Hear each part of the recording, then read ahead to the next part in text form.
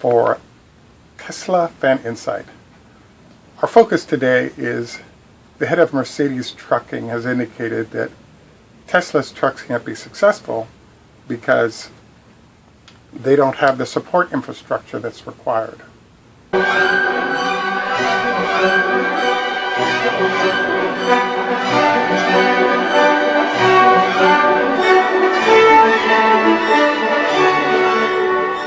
This is Greg for Tesla Fan Insight. Bonjour, здравствуйте, ni hao ma. Thanks for taking time out once again to spend some time with us. If this is your first time on our channel, please take time to like and subscribe.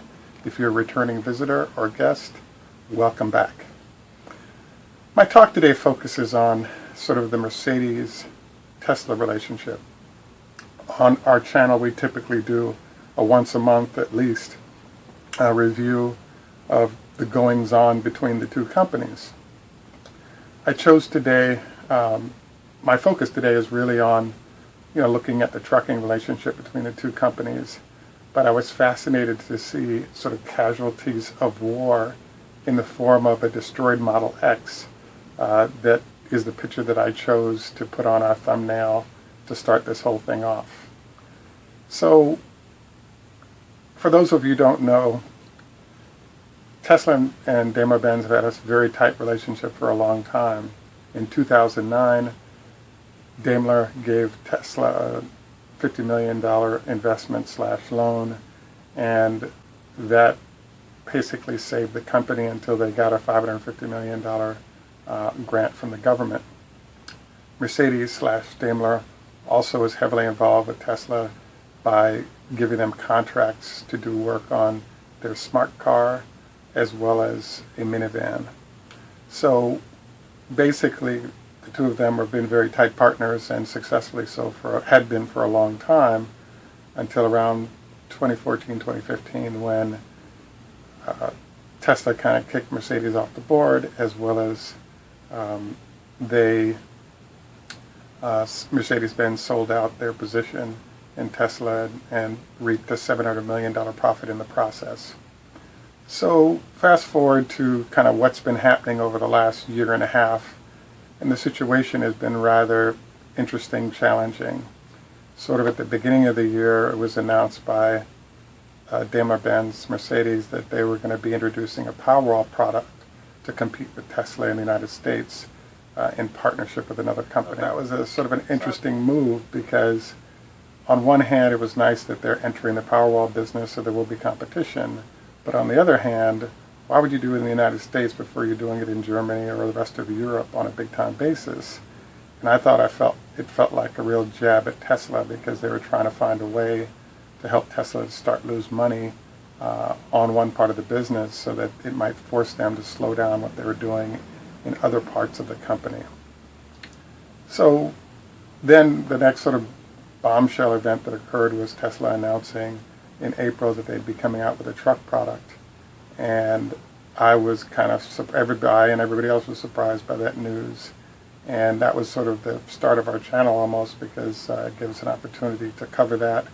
And we leveraged that into a relationship with all of you and other folks. Now, I found it interesting because there was some speculation by us and everybody else that, given the long-standing relationship between Tesla and Daimler-Benz, that truck would be, the partnership would be through Daimler-Benz to bring that product to customers. And as we got into late summer and I guess nothing had happened, an announcement in September so different announcements were being made, one in August and one in September, by senior management at Daimler-Benz, indicating that they weren't worried about Tesla at all because they have a global footprint and relationship with customers, number one. Number two, and number three, those customers require the kind of customer support, dealerships, etc., that Tesla just wasn't able to do. So I thought that was really deep. So I kind of agreed with their sensibility. And then about 2 weeks later, the chief technical officer of Tesla in late September announced that, oh no, the profit margins are awesome for us. We're doing the entire truck ourselves without a partner. So I was like, wow. So that's sort of what we're covering today, is the fact that Mercedes/Daimler management were of the perception that Tesla was no competition or no issue because they couldn't provide the kind of services that big customers would require. And obviously that did not turn out to be the case. A bit of a shocker to us and to them, I believe. So fast forward to the announcement of the truck, and as you saw, Tesla's building their own truck without a partner, and they've lined up, from what I can tell, at least 2, if not 3 years worth of business with customers who are happy to work directly with Tesla without having a sort of partner in the form of a company like Daimler or some other big sort of ICE manufacturer. So it's kind of shocking to see Tesla go direct. It's also kind of shocking to see the customers being receptive to a direct interface with Tesla. And I think that it definitely is a game changer. There's the issue with trucks and Daimler-Benz is that Daimler is a global player in trucks. And on a percentage basis, from what I can tell, they have a bigger market share in trucks than they do in any of their car markets, let's say, except Germany. In the case of the United States, there's a company called Freightliner, which is a division of Daimler-Benz.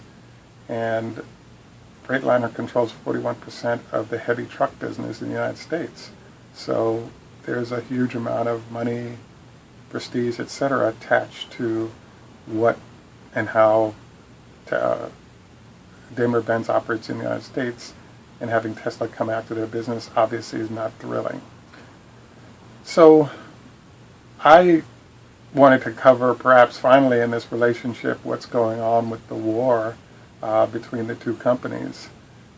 There was an incident a year ago in which the folks over at Audi bought a Model X in the United States, shipped it to Germany, drove it to a supercharger station, and then found out that the ports or the doors for charging are different in Europe than they are here, and ended up having to call Tesla's customer service to try to solve the problem. So that was a little bit embarrassing for a well-organized company like VW/Audi. And so in the case of Daimler-Benz, they decided that they weren't going to get caught in the same way. So they rented a Model X for a couple of weeks and put major mileage on it to sort of check it out in anticipation of introducing their own electric SUV next year. And so after they were done, they sort of brought it back to Daimler, took it apart to sort of note everything inside, and then were trying to put it back together, and it didn't really work out, hence the photos that you see of a destroyed vehicle. So, interestingly, in the old days, the head of Mercedes would just call Elon Musk and have him send over whatever he wanted, but clearly the relationship change has affected the nature of how these companies work together or don't work together. I find the animosity going on between the two companies strange, interesting, because the size of the electric market as we move to electric across all types of vehicles is huge. It's so large that Tesla couldn't even begin to cover it. And so for Daimler-Benz to be sort of operating in the manner that they do, I find strange, given that they're a much bigger company. There's no way that Tesla can meet the needs of customers up and down based on how many battery factories would be necessary to do so. So I just think that it's unfortunate that the way they're working with each other, but it also is interesting, and yes, they're at war now officially, and it's kind of fascinating to watch the back and forth. The last sort of element of the back and forth was a tweet by Elon Musk. There was an announcement that Daimler-Benz was actually going to go ahead and build a $1 billion plant to provide batteries for its vehicle solutions. And Elon Musk noted that I think that quote is 10 off. And so soon after, a member of Daimler's staff actually confirmed that there was 10 off, and that it was a $10 billion amount of spending that was going to be done by Daimler in order to meet electric needs of future vehicles. So I thought this was also interesting because clearly Elon Musk keeps an eye on certain companies, and Daimler-Benz, being their nearest competitor and best organized in the EV market, was and is that company. So it's kind of interesting to watch the back and forth, and I hope they perhaps find a way to patch it up and work together in the future, because Tesla has opened its patents up to even Daimler-Benz as a way to help foster a stronger EV market, and it's coming to fore, and hopefully it benefits everybody, including Tesla, us, and the planet. This is a short post today. Look forward to any comments you might have. This is Greg for Tesla Fan Insight. Tschüss, macht's gut, au revoir, lehitraot, choda hafez. Please like and subscribe, and look forward to the next opportunity to be in conversation.